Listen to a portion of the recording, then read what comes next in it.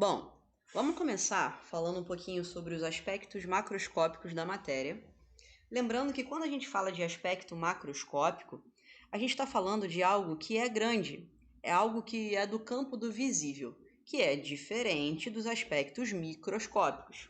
Um aspecto microscópico é aquele que a gente não consegue enxergar a olho nu. Então, por exemplo, quando a gente fala de estruturas atômicas do átomo, a gente fala de campo microscópico. Quando a gente fala de, sei lá, uma cadeira, uma caneta, a gente está falando do campo daquilo que a gente consegue tocar, enxergar e manipular, tá? Então, esse primeiro momento da química, ele traz para a gente a ideia do campo macro. E aí, a gente precisa dar uma classificada aí no que vem a ser esses materiais que a gente vai estar observando. Bom, a matéria, a gente pode classificar, né, entender as propriedades aí dos materiais da seguinte maneira. A gente pode dividi-los em três grandes grupos, o grupo da matéria, do corpo e do objeto, e entender que matéria vai ser tudo aquilo que tem massa e ocupa um volume no espaço. Então, matéria, ele é aquilo que não tem uma porção definida e que se refere a uma espécie de material. Quando eu falo de corpo, aí eu já estou falando de uma porção limitada de matéria, tá ok? Onde você tem um pedaço da matéria. E quando eu falo do objeto, eu estou falando de uma porção limitada de matéria que tem uma utilidade. E aí o exemplo que eu gosto sempre de dar é esse. Por exemplo, se eu falo assim, madeira, e não especifico nada, falo só madeira, você entende que eu estou falando da matéria, madeira, e que ela não tem uma porção limitada. Então a gente classifica madeira como matéria.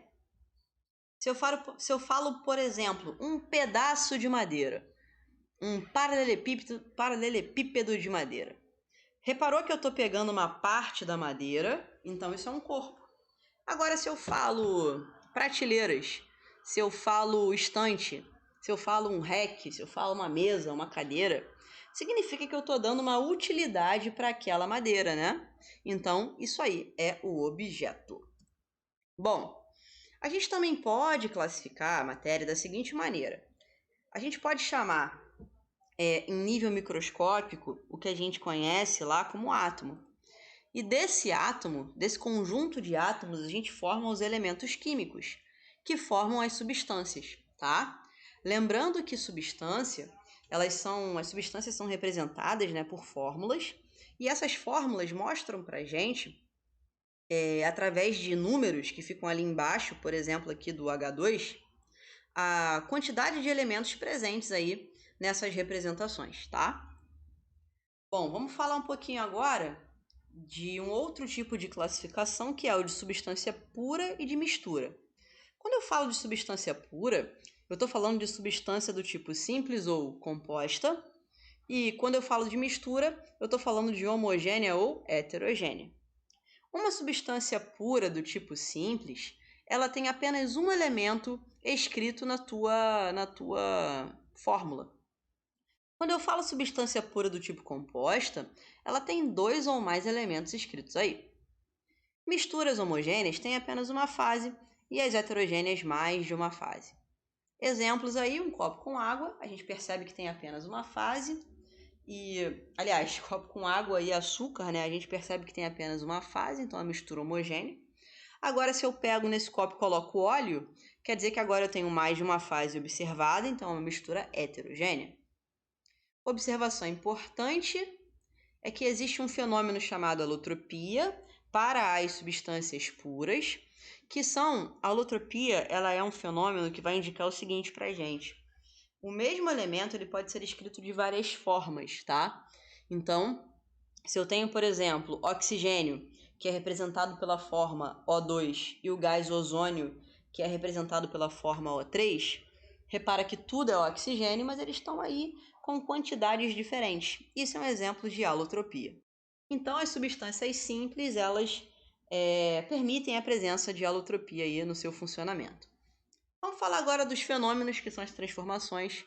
Fenômenos existem nas suas formas físicas e químicas, né? E é qualquer transformação que acontece na matéria Então, isso aí é considerado um fenômeno. Os fenômenos químicos, por exemplo, eles podem receber a seguinte definição, né? Eles são fenômenos onde você tem uma alteração na composição química da substância, né? Normalmente você observa, né, essa mudança de cor, o cheiro fica diferente, aparece aí um gás. Então, tudo isso aí indica pra gente que um fenômeno químico aconteceu. Por exemplo, as reações químicas, elas representam pra gente fenômenos químicos, tá? Então, a gente tem aí, por exemplo, a formação de CO2 na produção de pão.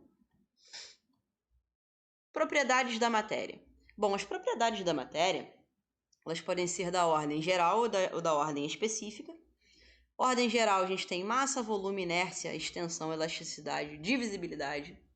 E as específicas, a gente pode ter, por exemplo, físicas químicas e organolépticas. As físicas, a gente trabalha muito com densidade, né? Ponto de fusão, ponto de ebulição. As químicas, a gente trabalha com combustão, muito fermentação. E as organolépticas, elas têm relação com os sentidos, né? Ó, visão, olfato, paladar, tato, audição. Tudo isso são propriedades da matéria. Falando um pouquinho de densidade, a gente não pode esquecer que a densidade ela tem uma fórmula, que é massa sobre volume, e que tem uma unidade que pode ser gramas por ml ou gramas por centímetro cúbico. E aí, gente, vamos só fazer um exemplo, né? A gente tem uma questãozinha aí da UERJ. Dentre os gases citados no texto, aquele que é uma substância composta é simbolizado por... Galera, a substância composta é aquela que tem mais de um elemento químico presente. Então, pra gente aqui, o gabarito é a letra D. Tudo bem? Então, segura e vamos pro próximo áudio do capítulo 1. Beijo!